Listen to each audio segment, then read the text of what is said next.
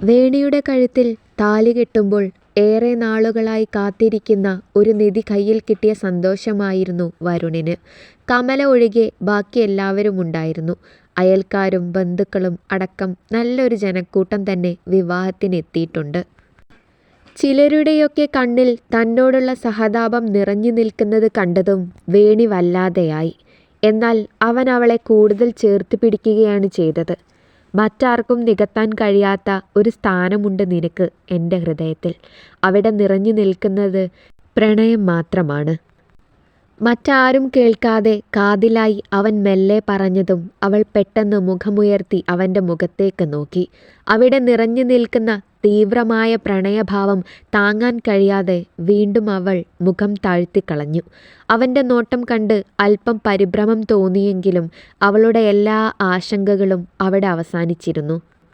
വരുണിൻ്റെ ഒപ്പം അവൾ കാറിൽ കയറി പോകുന്നത് കണ്ട് സരസ്വതി അമ്മ മിഴിനീരൊപ്പി. എന്നാൽ ഏറ്റവും യോഗ്യനായ ഒരുവൻ്റെ കയ്യിൽ തന്നെ തൻ്റെ മകളെ ഏൽപ്പിച്ച ആശ്വാസത്തിലായിരുന്നു അവളുടെ അമ്മ. തൻ്റെ മകൾ ഒരിക്കലും തനിക്കൊരു ഭാരമല്ല എങ്കിൽ പോലും അവളുടെ ഭാവിയെക്കുറിച്ച് വലിയൊരാശങ്ക ആ മനസ്സിലുണ്ടായിരുന്നു. അച്ഛനില്ലാത്ത കുഞ്ഞിനെ വളർത്തുന്ന ഏതൊരമ്മയുടെയും മനസ്സിലുണ്ടാകുന്നത്. സ്വന്തമായി ഒരു വീട് പോലുമില്ലാതെയാകുമ്പോൾ അതിൻ്റെ അളവ് കൂടുകയല്ലാതെ തെല്ലും കുറയില്ല. വലത് കാൽ വെച്ച് വരുണിൻ്റെ വീട്ടിലേക്ക് കയറുമ്പോൾ തൻ്റെ അമ്മയെ പിരിയുന്നതിൽ അല്പം വിഷമമുണ്ടായിരുന്നു എങ്കിൽ പോലും ആ അമ്മയുടെ ആശ്വാസം നിറഞ്ഞ മുഖം കണ്ടതിൻ്റെ സന്തോഷത്തിലായിരുന്നു അവളും. ഒപ്പം തന്നെ തനിക്കേറെ പരിചിതനായവൻ്റെ അരികിലേക്കാണ് വന്നത് എന്ന സന്തോഷവും.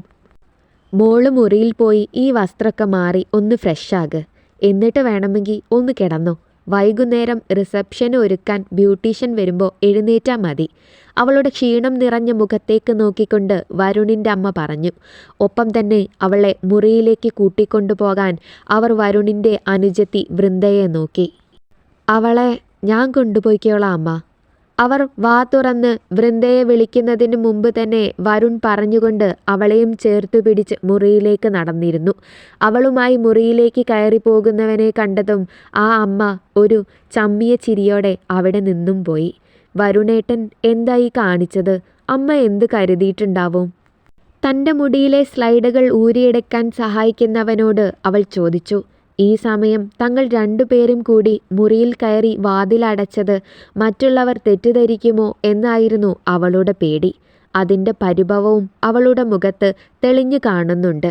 എന്നാൽ അതിനു മറുപടിയൊന്നും പറയാതെ അവൻ തൻ്റെ പ്രവൃത്തി തുടർന്നു. ഈശ്വരമഠത്തിൽ ഒരു ദാസിയെപ്പോലെ കഴിയുന്ന വേണിയെ വിവാഹം കഴിച്ചത് തനിക്കിഷ്ടമായില്ല എന്ന് തൻ്റെ മുഖത്ത് നോക്കി പറഞ്ഞ അനുജത്തിയെ അവൻ അപ്പോൾ ഓർത്തു. ചെറിയ കുട്ടിയായതിനാൽ തന്നെ അവളെ ഒന്നും പറയാനും കഴിയില്ല.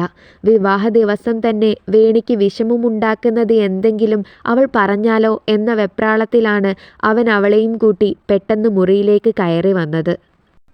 വൃന്ദയ്ക്ക് ഇതൊന്നും ചിലപ്പോൾ ഇഷ്ടമായി എന്ന് വരില്ല. ചെറിയ കുട്ടിയല്ലേ, അതിൻ്റെ അല്പം കുരുത്തക്കേടുണ്ട്. അവൻ്റെ വാക്കുകൾ കേട്ടതും അവൾ ഒരു ഞെട്ടലോടെ ആ മുഖത്തേക്ക് നോക്കി. പെണ്ണു കാണാൻ വന്നപ്പോൾ വരുണിൻ്റെ ഒപ്പം അനുജത്തി വന്നിരുന്നില്ല. നിശ്ചയമൊന്നുമില്ലാതിരുന്നതിനാൽ തന്നെ ആളുടെ അനിഷ്ടം തനിക്ക് ഇതിനു മുമ്പ് മനസ്സിലായിരുന്നതുമില്ല. എന്തൊക്കെയോ ചിന്തിച്ച് കാട് കയറുന്നുണ്ടല്ലോ. എടോ, അവൾ ചെറിയ കുട്ടിയല്ലേ, ഞാനൊരു മുൻകരുതൽ എന്ന് കരുതി പറഞ്ഞു എന്നേ ഉള്ളൂ. താൻ അതിന് ആവശ്യമില്ലാത്തതൊന്നും ചിന്തിച്ചു കൂട്ടണ്ട. പറഞ്ഞുകൊണ്ട് അവളുടെ കവിളിൽ തട്ടി അവൻ മുറിക്ക് പുറത്തേക്ക് ഇറങ്ങിയതും അവൾ വാതിലടച്ചുകൊണ്ട് സാരി അഴിച്ചെടുക്കാൻ തുടങ്ങി. ക്ഷീണത്തോടെയിരിക്കുന്ന മന്ത്രിയെ പാർത്തി തൻ്റെ തോളിലേക്ക് ചേർത്തിരുത്തി. വേണിയുടെ വിവാഹമായതിനാൽ തന്നെ എല്ലാ ചടങ്ങുകൾക്കും പങ്കെടുക്കണമെന്ന് അവൾക്ക് നിർബന്ധമുണ്ടായിരുന്നു. അതുകൊണ്ട് മാത്രമാണ് അവളെ അവൻ റിസപ്ഷന് കൂട്ടിക്കൊണ്ടു വന്നത്. ഇവർ രണ്ടുപേരും തമ്മിൽ നല്ല ചേർച്ചയുണ്ട് അല്ലേ കണ്ണേട്ടാ? മന്ത്രി അവൻ്റെ മുഖത്ത് നോക്കി പുഞ്ചിരിയോടെ ചോദിച്ചു. കള്ളക്കാമുകൻ അടിയിലൂടെ ലൈൻ വലിച്ചു തുടങ്ങിയിട്ട് ഒത്തിരി കാലമായി. അവൾക്കും ഇഷ്ടമായിരുന്നു എന്ന് തോന്നുന്നു. എന്തായാലും രണ്ടുപേരും ഒന്നായല്ലോ. അവനും ഒരു പുഞ്ചിരിയോടെ പറഞ്ഞു.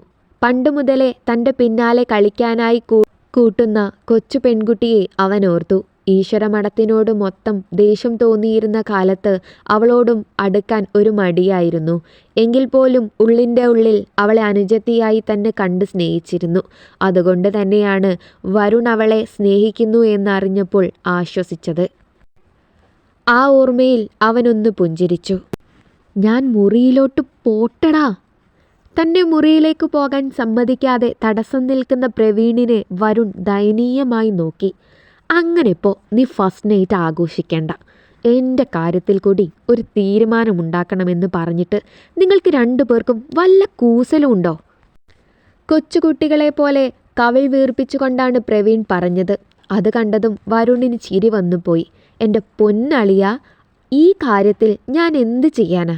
ആറ്റം ബോംബിനെ കയ്യും കാലും വെച്ച പോലത്തെ മുതലിനെ കയറി പ്രേമിക്കാൻ നിന്നോട് ആരെങ്കിലും പറഞ്ഞു? നിന്നെ സഹായിക്കാൻ ഞാൻ കൂടി വന്നാൽ എനിക്ക് കൂടി തല്ല് കിട്ടും എന്നല്ലാതെ യാതൊരു പ്രയോജനവും ഉണ്ടാകില്ല.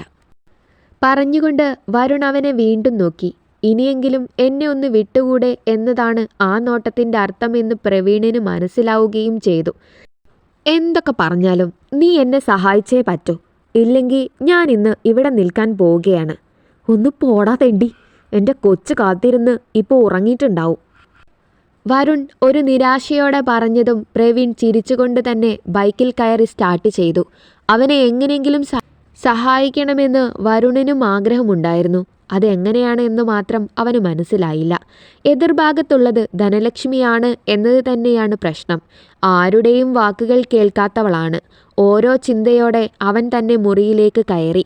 അവിടെ തന്നെയും കാത്ത് എന്നതുപോലെ ഇരിക്കുന്നവളെ കണ്ടതും അവൻ്റെ ചുണ്ടിൽ ഒരു ചെറിയ പുഞ്ചിരി വിരിഞ്ഞു. അപ്പോൾ ഉറങ്ങിയിട്ടില്ല. അത് തന്നെ അവന് സന്തോഷമുണ്ടാക്കുന്ന ഒന്നായിരുന്നു. തന്നോട് ഇഷ്ടമുണ്ട് എന്നവൾ ഇതുവരെ പറഞ്ഞിട്ടില്ല എങ്കിലും ആ മുഖത്ത് നിന്ന് പലപ്പോഴും അത് മനസ്സിലാക്കിയിട്ടുണ്ട്. വാതിൽ തുറന്ന് അകത്തേക്ക് കയറിയവനെ കണ്ടതും അവൾ പരിഭ്രമത്തോടെ ഇരുന്ന ഇടത്തു നിന്നും എഴുന്നേറ്റു. പതിവില്ലാത്ത ഒരു പേടി അവളുടെ മുഖത്തുണ്ട് എന്ന് കണ്ടതും അവൻ കണ്ണു ചിമ്മി അവളെ സമാധാനിപ്പിച്ചുകൊണ്ട് അവളുടെ അരികിലേക്കിരുന്നു. എനിക്കറിയാവുന്ന വേണി നല്ല ധൈര്യമുള്ളവളാണ്. എന്നിട്ടാണോ എൻ്റെ മുന്നിൽ ഇങ്ങനെ പേടിച്ചു നിൽക്കുന്നത്? അവൻ്റെ വാക്കുകൾ കേട്ടപ്പോൾ അവളും അത് ശരിയാണല്ലോ എന്ന് ചിന്തിച്ചു. ഈശ്വരമഠത്തിൽ വെച്ച് താൻ മന്ത്രിയെ പോലും ഉപദേശിച്ചിട്ടുണ്ട്. എന്നിട്ടും തൻ്റെ കാര്യം വന്നപ്പോൾ താൻ ഇങ്ങനെയാണ് പ്രതികരിക്കുന്നത്. അതെന്തുകൊണ്ടാണ് എന്നവൾക്ക് മനസ്സിലായില്ല. നിനക്ക് എന്നെ ഇഷ്ടമല്ലേ വേണി? പലപ്പോഴും ചോദിക്കാൻ ശ്രമിച്ചിട്ട് നടക്കാതെ പോയ ചോദ്യം അവൻ അവളുടെ മുഖത്ത് നോക്കി ചോദിച്ചു. അവളുടെ കണ്ണുകൾ വിടർന്നു. ആദ്യമൊന്ന് അമ്പരന്നു പോയി എങ്കിലും തൊട്ടടുത്ത നിമിഷം തന്നെ അവൾ ചിരിക്കാൻ തുടങ്ങി. തനിക്ക് മുന്നിൽ ഇത്രത്തോളം സന്തോഷവതിയായി അവളെ ആദ്യമായി കാണുകയായിരുന്നു അവൻ. അതിൻ്റെ ഒരു അത്ഭുതത്തോടെ അവൻ അവളെ തന്നെ നോക്കി. പരിസരം മറന്ന് ചിരിച്ചവൾ പെട്ടെന്ന് ബോധം വന്നതുപോലെ ചിരി തടഞ്ഞു പിടിച്ചു. ഇപ്പോഴാണോ എനിക്കിഷ്ടമാണോ എന്ന് ചോദിക്കാൻ തോന്നിയത്? ഇഷ്ടമല്ല എന്ന് ഞാൻ പറഞ്ഞാൽ എന്തു ചെയ്യും? പെട്ടെന്ന് വിവാഹം നടത്തിയതിൻ്റെ അമ്പരപ്പിൽ നിന്ന് പുറത്തു വന്നത് അവൾ പഴയ ഉഷാറിലായതും അവൻ തെല്ലമ്പരന്നു പോയി. കാരണം തനിക്ക് അത്രത്തോളം അടുപ്പമുള്ളവരോട് മാത്രമേ അവൾ അങ്ങനെ സംസാരിക്കാറുള്ളൂ. അതിനാൽ തന്നെ ഇങ്ങനെ ചിരിച്ചു കളിച്ച് അവൻ അവളെ മുമ്പ് കണ്ടിട്ടുണ്ടായിരുന്നില്ല. ഇഷ്ടമല്ല എന്ന് പറഞ്ഞാൽ? അവനൊന്നും പറയാൻ കഴിയാതെ അവളുടെ മുഖത്തേക്ക് നോക്കി. ആ ചോദ്യത്തിൻ്റെ ഉത്തരം അവൻ അറിയില്ലായിരുന്നു എന്നതാണ് സത്യം. വേണിക്ക് തന്നെ ഇഷ്ടമല്ല എങ്കിൽ താൻ അവളെ വിട്ടുകളയുമോ? ഇല്ല. തെല്ലൊരു സ്വാർത്ഥതയോടെ തന്നെ അവൻ അതിൻ്റെ ഉത്തരം മനസ്സിൽ പറഞ്ഞു. അതങ്ങ് പള്ളിയിൽ പോയി പറയാൻ പറയും. അവൻ ചിരിയോടെ പറഞ്ഞതും അവളും കുസൃതിയോടെ അവൻ്റെ മുഖത്തേക്ക് നോക്കി. നിനക്കെന്നെ ഇഷ്ടമാണെന്ന് എനിക്കറിയാമല്ലോ. അവൻ ഉറപ്പോടെ പറഞ്ഞുകൊണ്ട് അവളുടെ മുഖത്തേക്ക് നോക്കുമ്പോൾ അവിടെ നിറഞ്ഞ പുഞ്ചിരിയാണ് എന്നത് കണ്ടതും തൻ്റെ വലത് കൈ ഉയർത്തി അവളുടെ ഇടത് കവിളിൽ അമർത്തിപ്പിച്ചി. എത്രയോ നാളായുള്ള അവൻ്റെ ഒരാഗ്രഹമായിരുന്നു അത്. പണ്ട് മുതലേ എനിക്കറിയാമായിരുന്നു വരുണേട്ടൻ്റെ ഇഷ്ടം. പക്ഷേ ആ ഇഷ്ടത്തെ കണ്ടില്ല എന്ന് നടിക്കാൻ മാത്രമേ എനിക്ക് കഴിയുമായിരുന്നുള്ളൂ. ഏട്ടന് അറിയാവുന്നതല്ലേ എൻ്റെ സാഹചര്യം. അഭയം തന്നവർക്ക് അപമാനമുണ്ടാക്കുന്നത് ഒന്നും ചെയ്യാൻ ഒരുക്കമായിരുന്നില്ല. അതുകൊണ്ട് തന്നെയാണ് പലപ്പോഴും കാണാത്തതുപോലെ ഒഴിഞ്ഞു മാറിപ്പോയത്. കണ്ണു നിറച്ചുകൊണ്ട് അവൾ പറയുമ്പോൾ അവൻ തൻ്റെ കൈ ഉയർത്തി ആ കണ്ണുനീർ തുടച്ചു കളഞ്ഞു. പണ്ടുമുതലേ ഞാൻ ഈ കണ്ണുനീര് ഒത്തിരി കണ്ടിട്ടുണ്ട്. നിന്റെ ആ ശ്രീലത ആൻറ്റിയും അവരുടെ മോളും കുത്തി നോവിക്കുന്നത് കണ്ടു നിൽക്കേണ്ടി വന്നിട്ടുണ്ട്. ആ സമയത്ത് എപ്പോഴോ മനസ്സിൽ ഉറപ്പിച്ചതാണ് നിന്നെ ഇങ്ങനെ ചേർത്ത് പിടിക്കുമെന്ന്. നിനക്ക് നേരെ ഒരു നോട്ടം പോലും ആരും നോക്കാൻ മടിക്കുന്ന രീതിയിൽ പൊതിഞ്ഞു പിടിക്കുമെന്ന്. അവൻ്റെ വാക്കുകൾ കേട്ടതും അവൾ കണ്ണു കൂർപ്പിച്ചു.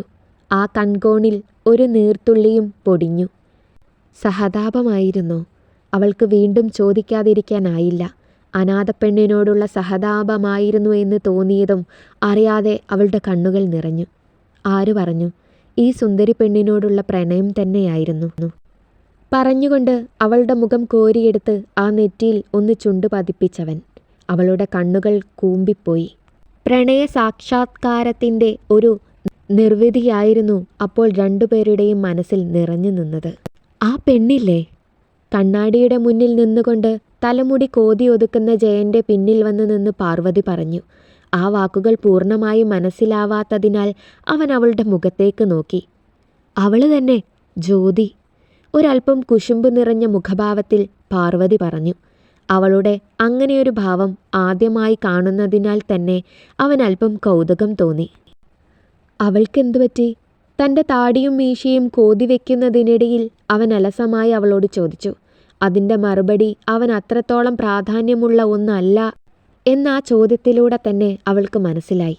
അവളെയും ഒപ്പം ഒരുത്തനെയും അവളുടെ വീട്ടിൽ നിന്ന് പിടിച്ചുവത്രേ. അവൾ കടക്കണ്ണിട്ട് അവൻ്റെ മുഖത്തെ ഭാവം നിരീക്ഷിച്ചുകൊണ്ട് പറഞ്ഞു. എന്നാൽ അവിടെ ഒരു ഭാവവ്യത്യാസവും ഇല്ല എന്ന് കണ്ടതും അവൾക്ക് സന്തോഷം തോന്നി. നാട്ടുകാരെല്ലാവരും കൂടി പിടിച്ച് കല്യാണം നടത്തിയെന്ന് അറിഞ്ഞത്. ഇത്തിരി മുൻപ് ചൂടോടെ കിട്ടിയ വാർത്ത സന്തോഷത്തോടെ തന്നെ പറയുമ്പോൾ അത് കണ്ട് അവനും ചിരി വന്നു പോയി. അവളുടെ കല്യാണം കഴിഞ്ഞില്ല എങ്കിലും ഞാൻ അവളുടെ പിന്നാലെ പോകില്ല എന്ന് പറഞ്ഞില്ലേ? അവൻ അവളെ നോക്കി ഗൗരവത്തിൽ പറഞ്ഞപ്പോഴാണ് തൊട്ടിലിൽ കിടന്ന കുഞ്ഞ് കരഞ്ഞത്. അതോടെ അവൻ്റെ വാക്കുകൾക്ക് മറുപടി പറയേണ്ടല്ലോ എന്ന ആശ്വാസത്തോടെ അവൾ കുഞ്ഞിൻ്റെ അരികിലേക്ക് പോയി. ഒരിക്കൽ മനസ്സിന് ഏറ്റ മുറിവ് വർഷം എത്ര കഴിഞ്ഞാലും അതുപോലെ തന്നെ ഉണ്ടാകുമെന്നത് അവൻ എന്നോ തിരിച്ചറിഞ്ഞ കാര്യമാണ്. പഴയതെല്ലാം മറന്ന് അവൾ തനിക്ക് രണ്ടാമത് ഒരു ചാൻസ് തന്നതുപോലും വലിയ കാര്യമാണ്. അതൊരു ജ്യോതിയെക്കുറിച്ച് ചിന്തിച്ചും നഷ്ടപ്പെടുത്താൻ അവൻ ഒരുക്കമായിരുന്നില്ല. കുഞ്ഞിനെ ഉറക്കി കിടത്തിയതിന് ശേഷം തിരികെ വന്നവളെ ചേർത്ത് പിടിച്ച് നെറ്റിയിലൊന്ന് ചുണ്ടു ചേർത്തതിന് ശേഷമാണ് അവൻ പുറത്തേക്ക് പോയത്. തൻ്റെ മുറിയിൽ ആകെ അസ്വസ്ഥതയോടെ ഇരിക്കുകയായിരുന്നു സുധർമ്മ. അന്നത്തെ സംഭവത്തിന് ശേഷം തൻ്റെ ഭർത്താവ് പൂർണ്ണമായും അവഗണിച്ചിരിക്കുകയാണ്. അയാളുടെ ആദ്യത്തെ കുഞ്ഞിൻ്റെ പിതൃത്വം താൻ തള്ളിപ്പറഞ്ഞു എന്ന് പറഞ്ഞ് പിന്നെ മുഖത്തേക്ക് പോലും നോക്കുന്നില്ല. അതിൻ്റെ ഒപ്പമാണ് മൂത്ത മകൾ ഒരു പ്രണയബന്ധത്തിൽ ചെന്ന് ചാടിയിരിക്കുന്നത്.